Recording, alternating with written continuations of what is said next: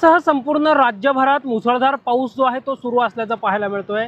अनेक भागांमधले रस्ते पाण्याखाली गेलेले आहेत। पुणे महानगरपालिकेच्या जवळ जो भिडे पूल आहे, या भिडे पुलाजवळचे जे नदीकाठचे रस्ते आहेत ते पाण्याखाली गेलेले आहेत। मात्र तरी देखील आपण पाहतोय नदीकाठचे रस्ते पाण्याखाली जाऊन सुद्धा या ठिकाणची वाहतूक जी आहे ते अजून देखील सुरू असल्याचं पाहायला मिळतंय। या ठिकाणून वाहन चालक जे आहेत, दुचाकी चालक जे आहेत ते आपला जीव धोक्यात घालून अक्षरशः वाहतूक करताना पाहायला मिळत आहेत। पुणे महानगरपालिका प्रशासनाकडून हे रस्ते खरं तर बंद का करण्यात आले नाहीत असा प्रश्न या निमित्तानं उपस्थित होताना पाहायला मिळतोय। 11,878 क्युसेकचा विसर्ग जो आहे तो खडकवासला धरणातून या मुठा नदीपात्रामध्ये जो आहे तो करण्यात आल्याचं पाहायला मिळतंय।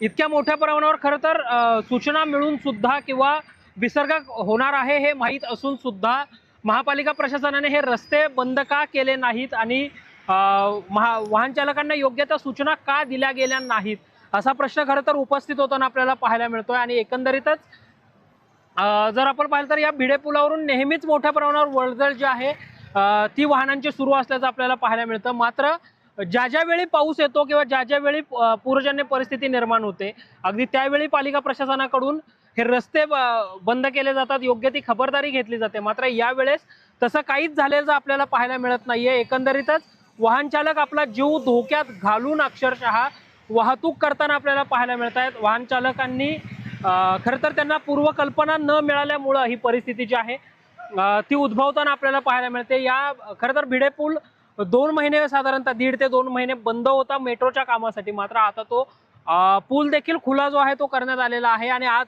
खरं तर पावसाची परिस्थिती लक्षात घेता, पूरजन्य परिस्थिती ही पुणे शहरातली लक्षात घेता हे रस्ते बंद करणं हे वेळेत गरजेचं होतं। मात्र तसं कुठलीही स्थिती जी आहे ती झाल्याचं आपल्याला पाहायला मिळत नाही। आणि यामुळं खरं तर वाहन चालक सुद्धा आपला जीव धोक्यात घालताना पाहायला मिळत आहे। टॉप न्यूज मराठीच्या माध्यमातून या सगळ्या वाहन चालकांना देखील आम्ही आवाहन करतो की आपला जीव जो आहे तो महत्त्वाचा आहे। जीव धोक्यात घालून असा प्रकारचा कुठलाही प्रवास जो आहे तो तुम्ही करू नका। आणि पुणे महानगरपालिका प्रशासनाने सुद्धा सगळ्या नागरिकांना वेळीच सूचना देत हे नदीकाठचे रस्ते जे आहेत ते आता बंद करण्याची गरज जी आहे ती निर्माण झाल्याचं पाहायला मिळते। पुणे महानगरपालिका प्रशासनानं हे रस्ते लवकर बंद करावेत अशीच अपेक्षा जी आहे। नदीकाठचे रस्ते जे आहेत हे पाणी ओसरेपर्यंत बंद करावेत ही अपेक्षा जी आहे ती पुणे महानगरपालिका प्रशासनाकडून सुद्धा व्यक्त करूयात।